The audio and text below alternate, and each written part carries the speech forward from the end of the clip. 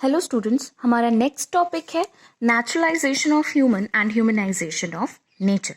देखिए बेटा, human beings जो हैं, हमने जैसा कि पहले भी पढ़ा कि उनकी इंटरेक्शन फिजिकल एनवायरनमेंट के साथ ही हो रही थी, जिसकी वजह से क्या हुआ, जिसकी वजह से उन्होंने टेक्नोलॉजी को डेवलप करना शुरू किया।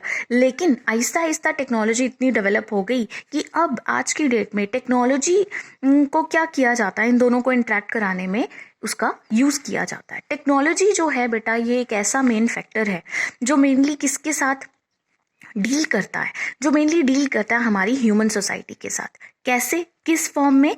At the level of cultural development. कहने का मतलब हो गया कि टेक्नोलॉजी कितनी ज़्यादा एडवांस है या नहीं है, ये हमें कैसे पता चलेगा? ये हमें तब पता चलेगा जबकि एक ह्यूमन सोसाइटी या एक प्रॉपर कल्चर जो है वो प्रॉपरली डेवलप होगा या नहीं होगा। तो हम लोग इसे और भी सिंपल फॉर्म में ये बोल सकते हैं कि टेक्नोलॉजी जो है, जहाँ पे बहुत अच्छी एडवांस टेक्नोलॉजी होगी, वो सोसाइटी काफ़ी ज़्यादा क्या मानी जाएगी? एडवांस मानी जाएगी। वहाँ का कल्चर क्या माना जाएगा? बहुत ज़्यादा एडवांस माना जाएगा। और जो टेक्नोलॉजी इतनी अच्छी नहीं होगी, इसका ये मतलब होगा कि वहाँ की ह्यूमन सोसाइटी या वहाँ की जो कल्चरल डेवलपमेंट है वो इतनी अच्छी नहीं है। अब बात आती है टेक्नोलॉजी पे। टेक्नोलॉजी को हम लोग कैसे, किस फॉर्म में अंडरस्टैंड कर सकते हैं? देखिए बेटा, टेक्नोलॉजी को हम मेनली 3 फॉर्म्स में अंडरस्टैंड कर सकते हैं। पहला आता है हमारा कंसेप्ट ऑफ फ्रिक्शन। जैसे कि आपको पता है कि फ्रिक्शन क्या होता है, ठीक है। इस फ्रिक्शन की वजह से, साइंस की वजह से क्या हुआ, काफ़ी हद तक बहुत सारी ऐसी इन्वेंशंस हुई हैं जो मेनली किस लॉ को फॉलो करती हैं? फ्रिक्शन के लॉ को फॉलो करती हैं। दूसरा आता है हमारा proper understanding the secrets of DNA and genetics. DNA और जेनेटिक्स को भी अंडरस्टैंड करना बहुत ज़्यादा ज़रूरी है, क्योंकि आज की डेट में टेक्नोलॉजी जो है, डीएनए और जेनेटिक्स का भी इसमें बहुत इंपॉर्टेंट रोल रहता है। And last one is the understanding of the aerodynamics. Aerodynamics बेटा वो साइंटिफिक स्टडी होती है जिसमें कि हम लोग किसके बारे में स्टडी करते हैं? जो कि चीज़ें कहाँ मूव करती हैं? एयर में मूव करती हैं, एयर की हेल्प से मूव करते हैं। तो बेटा इन तीनों चीज़ों को प्रॉपरली अंडरस्टैंड करना, इन तीनों चीज़ों की एडवांसमेंट से ही क्या होगा, टेक्नोलॉजी जो है वो एडवांस होगी और फिर एक सोसाइटी या एक कल्चर जो है वो इसी टेक्नोलॉजी का यूज़ करके अपने आप को क्या करेगा? डेवलप करेगा या फिर मॉडर्नाइज करेगा। देखिए बेटा, जैसे जैसे टेक्नोलॉजी की एडवांसमेंट बढ़ती गई, जैसे जैसे एडवांसमेंट बढ़ती गई टेक्नोलॉजी की, वैसे वैसे ह्यूमन एक्टिविटीज़ का जो कंट्रोल था नेचुरल फोर्सेस पे, वो क्या होता गया? बढ़ता गया। और human beings at the end क्या हो गए? नेचुरल फोर्सेस पे काफ़ी हद तक उन्होंने अपनी डोमिनेंस, या हम लोग ये भी बोल सकते हैं कि विक्ट्री पाली, जिसकी वजह से आज की डेट में हम लोग या हम ह्यूमन बींग्स जो हैं वो मेनली किसको अपने साथ चलाते हैं या अपने अकॉर्डिंगली उनका यूज़ करते हैं? नेचुरल फोर्सेस का यूज़ अपने अकॉर्डिंगली यूज़ करते हैं। लेकिन बेटा, पहले ज़माने में जो प्रिमिटिव मैन था, प्रिमिटिव मैन हो गए जो सबसे पहले ह्यूमन बींग्स थे। और सबसे पहले ह्यूमन बींग्स कौन थे? हमारे अर्ली मैन। ये अर्ली मैन जो थे, ये मेनली प्रॉपरली टोटली किस पे डिपेंड थे?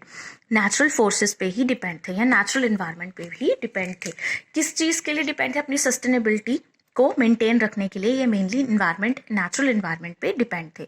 उस टाइम पे टेक्नोलॉजी का कोई भी इन्वेंशन नहीं हुई थी, कोई भी इस तरह की ऐसी इन्वेंशन नहीं थी जो कि इन्वायरमेंट को क्या कर सके? अपने अंडर कर सके। और वो ह्यूमन बींग्स जो थे वो टोटली किस पे डिपेंड रहते थे? नेचुरल इन्वायरमेंट पे डिपेंड रहते थे। ऐसी सिचुएशन जिसमें कि नेचुरल फोर्सेस जो हैं वो ज़्यादा पावरफुल होती हैं ह्यूमन बींग्स से या ह्यूमन बींग्स के वर्क से, उसे हम लोग बोलते हैं इन्वायरमेंटल डिटर्मिनिज्म। इसमें इसने कहा कि in this man listen to dictates of nature, obeyed her, was afraid of her fury and worshipped हर। इस टाइम पे इन्वायरमेंटल डिटर्मिनिज्म में ऐसी सिचुएशन थी कि ह्यूमन बींग्स या जो मैन था, प्रिमिटिव मैन जो था, वो मेनली क्या करता था? नेचर पे डिपेंड था। वो उसे हर नेचर की हर चीज़ को ओबे करता था, उससे डरता था और उसकी वर्शिप भी करता था, पूजा भी करता था। आज भी आप कहीं अगर किसी आपने ट्राइब्स में सुना होगा तो आपको एक इम्पॉर्टेंट बात बता दूं कि जो ट्राइबल पीपल होते हैं ये मेनली फॉरेस्टेड एरियाज की क्या करते हैं? पूजा करते हैं। They consider those forest as their god, mother god. क्यों? क्योंकि यही गॉड जो है क्या करता है? इनको जिंदा रहने के लिए खाना प्रोवाइड कराता है, इनकी सस्टेनेबिलिटी के चांसेस को बढ़ाता है। और ऐसी सिचुएशन जो है ये मेनली बहुत सारे ट्राइब्स में देखने को मिलती हैं आज की डेट में भी इंडिया में। जैसे हमारे सेंट्रल इंडिया में मध्य प्रदेश हो गया, छत्तीसगढ़ हो गया, उड़ीसा आ गया, नॉर्थ ईस्टर्न स्टेट्स हो गई हमारी इंडिया की, ये मेनली आज भी इन्वायरमेंटल डिटर्मिनिज्म के मेथड को फॉलो कर रही हैं। कहने का मतलब हो गया कि आज भी यहाँ पे लोग जो हैं वो मदर नेचर की क्या करते हैं, रिस्पेक्ट करते हैं, उसकी पूजा करते हैं। वो मेनली किस पे डिपेंड है, आज की डेट में भी मदर नेचर पे डिपेंड है। इन सभी एरियाज में human beings mainly natural forces पे या नेचर पे डिपेंड रहते हैं, जो कि उनकी सस्टेनेबिलिटी के चांसेस को बढ़ा देती है। लेकिन यहाँ पे ये भी कहा जा रहा है कि जैसे जैसे टाइम बीतता गया वैसे वैसे ह्यूमन बींग्स जो थे वो क्या होते गए, एडवांस होते गए। उन्होंने बहुत सारी चीज़ें इन्वेंट कर ली, जिसकी वजह से वो कहाँ शिफ्ट हो गए। They shifted from the state of necessity to the state of freedom.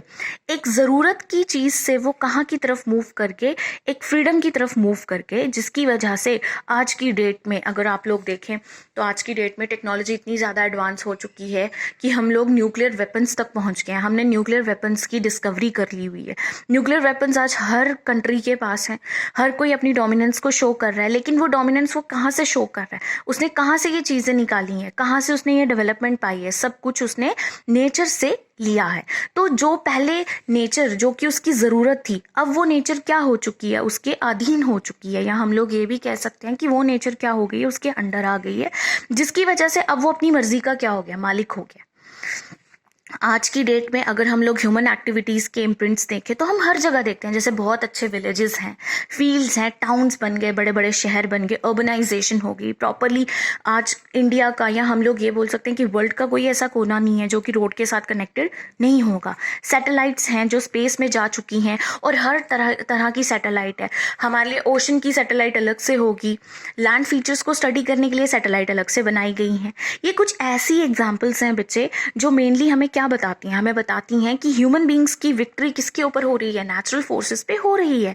कहने का मतलब कि आज की डेट में ह्यूमन बींग्स जो हैं वो नेचुरल फोर्सेस के अंडर नहीं है, बल्कि नेचुरल फोर्सेस जो हैं वो किसके हाथ में आ चुकी हैं, ह्यूमन बींग्स के हाथ में आ चुकी हैं।